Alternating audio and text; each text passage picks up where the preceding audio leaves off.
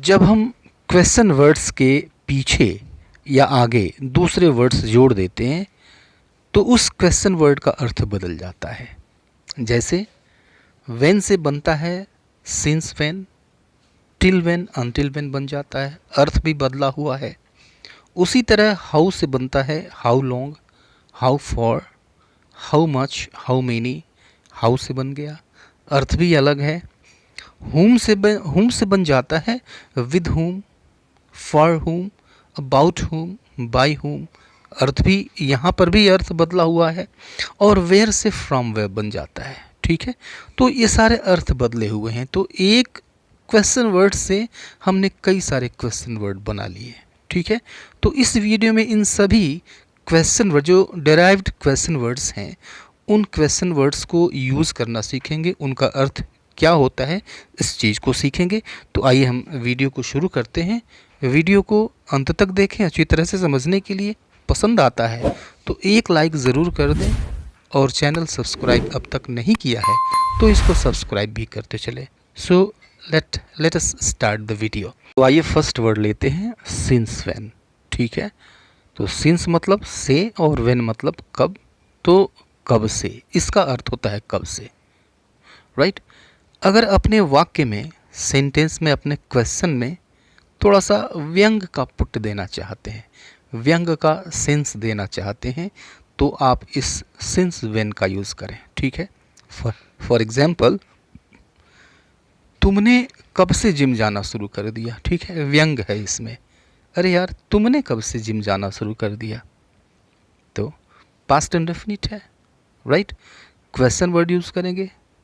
जिस तरह से व्हेन यूज़ करते हैं उसी तरह से सिंस व्हेन भी यूज़ करेंगे। तो since when did you start going to the gym, since when did you start going to the gym.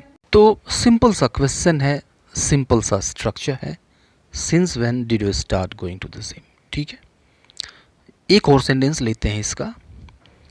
वह सच कब से बोलने लगा, यानी कब से वह सच बोलने लगा, यह भी क्वेश्चन है लेकिन थोड़ा सा व्यंग का सेंस है इसमें। Right, since when did he start speaking the truth, since when did he start speaking the truth, यानी कब से उसने सच बोलना शुरू कर दिया। राइट, तो सिंस व्हेन कब से, जिस तरह से व्हेन यूज होता है सिंस व्हेन को भी आप उसी तरह से यूज़ कर सकते हैं जैसा कि आपने इन दो एग्जाम्पल्स में देखा। ठीक है, सेकेंड हम देते हैं, सेकेंड वर्ड लेते हैं, फ्रेज है, फ्रेज हो गया एक्चुअली फॉर हाउ लॉन्ग। ठीक है, फॉर हाउ लॉन्ग हाउ से बना, फॉर हमने पहले जोड़ दिया, लास्ट में हमने लॉन्ग जोड़ दिया। तो फॉर हाउ लॉन्ग मतलब कितनी देर से, टाइम पूछा जाएगा। ठीक है, कितनी देर से। फॉर एग्जाम्पल तुम कितनी देर से यहाँ खड़े हो। ठीक है, सेंटेंस है प्रेजेंट परफेक्ट कंटिन्यूअस का। ठीक है, समय पूछा गया, समय साथ में आया, उसके पहले से आया और समय का क्या आया, ड्यूरेशन आया। ठीक है, दिस इज ड्यूरेशन। तो तुम कितनी देर से यहाँ खड़े हो means for how long have you been standing here, for how long have you been standing here. ठीक है, स्ट्रक्चर में कोई डिफ़िकल्टी नहीं है, कोई कन्फ्यूज़न नहीं है, सिंपली हमने प्रेजेंट परफेक्ट कंटिन्यूअस टेंस का क्वेश्चन हमने बनाया हुआ है, स्ट्रक्चर भी सेम है। ठीक है, एक और सेंटेंस लेते हैं इसका। तुम यह कितनी देर से लिख रहे हो, तुम यह कितनी देर से लिख रहे हो।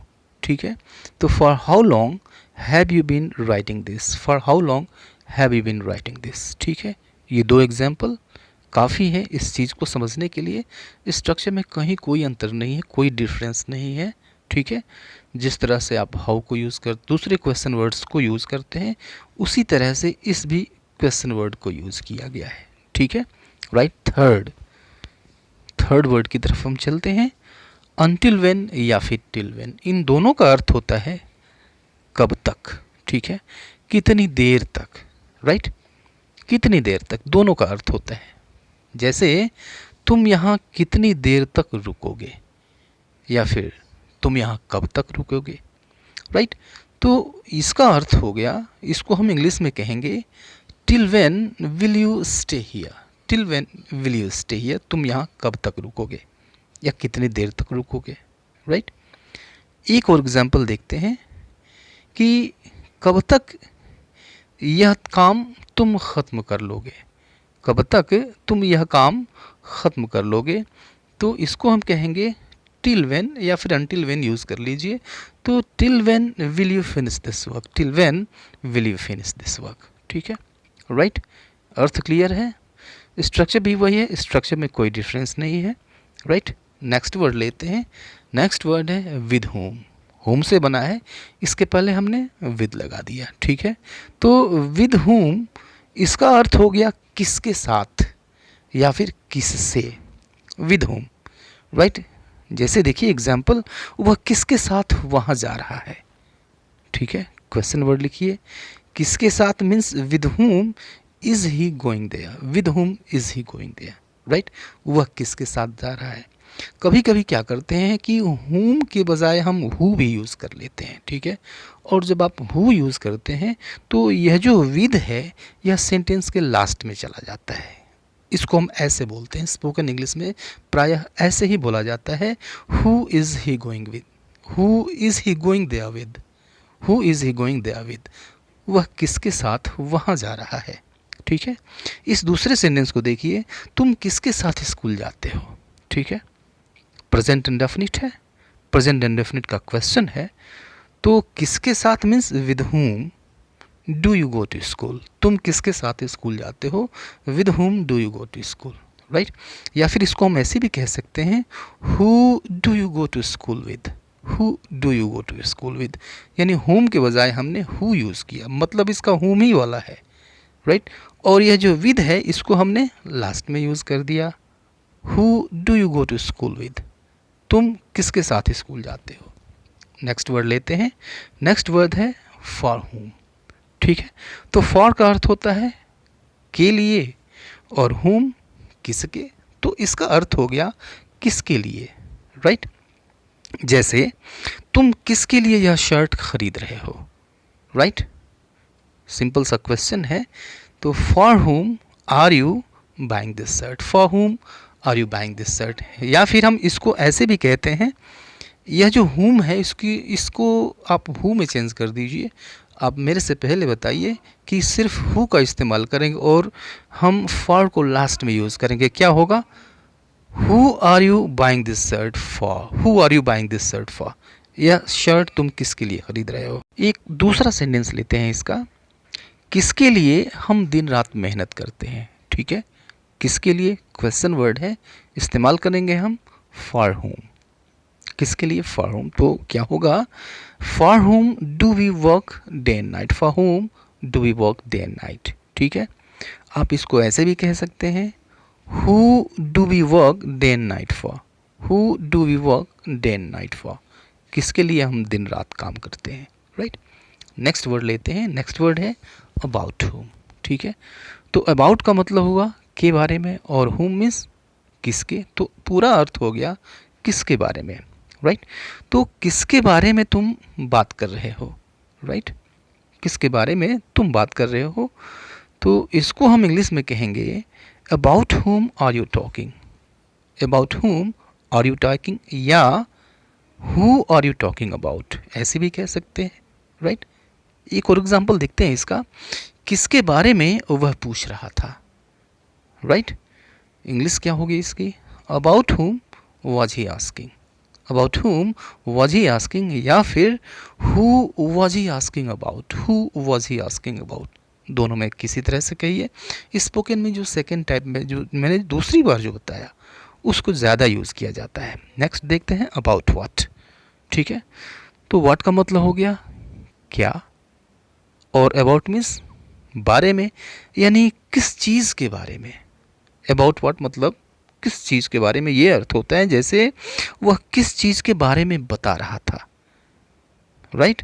तो किस चीज़ के बारे में, about what, this is the question word.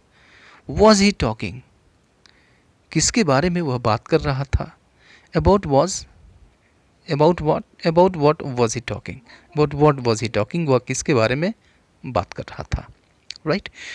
इसको हम ऐसे भी कह सकते हैं what was he talking about, ठीक है। बेहतर है आप कहें what was he talking about, right. दूसरा सेंटेंस लीजिए, तुम किस चीज़ के बारे में जानना चाहते हो, राइट। इंग्लिश क्या होगी इसकी, about what do you want to know, about what do you want to know, या फिर इसको ऐसे कहिए, what do you want to know about, what do you want to know about, right.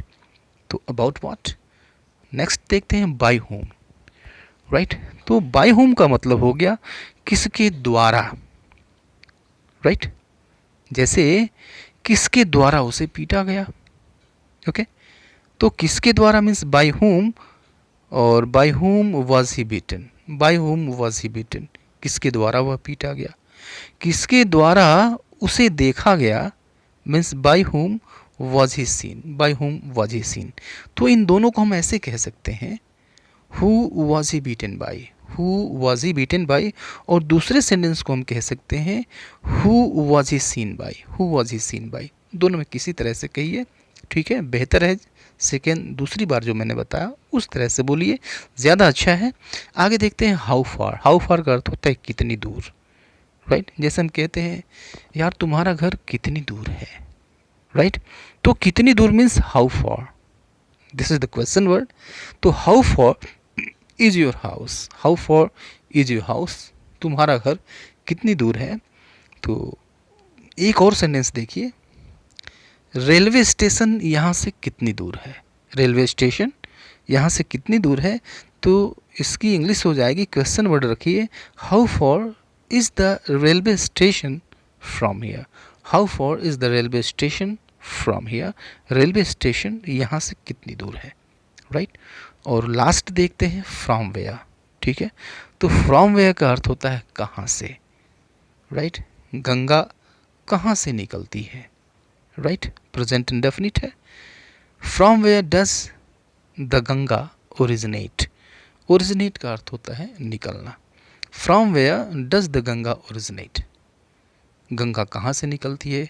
इसको हम ऐसे भी कह सकते हैं, where does the Ganga originate from, where does the Ganga originate from, ऐसे भी कह सकते हैं, राइट। एक दूसरा सेंटेंस लीजिए, वह कहाँ से आ रहा है, ठीक है। तो कहाँ से, from where, from where is he coming, वह कहाँ से आ रहा है। या फिर ऐसे भी कहिए इसको, where is he coming from, where is he coming from, वह कहाँ से आ रहा है, ठीक है। तो ये क्वेश्चन वर्ड्स थे। आपने देखा कि कितना यूज़फुल है, काफ़ी यूज़फुल है। आप भी कुछ सेंटेंसेस बना के ट्रांसलेट करिए, फ्रेम करिए, ट्रांसलेट करिए, कमेंट बॉक्स में कमेंट करिए। See you later in the next video, till then good bye and take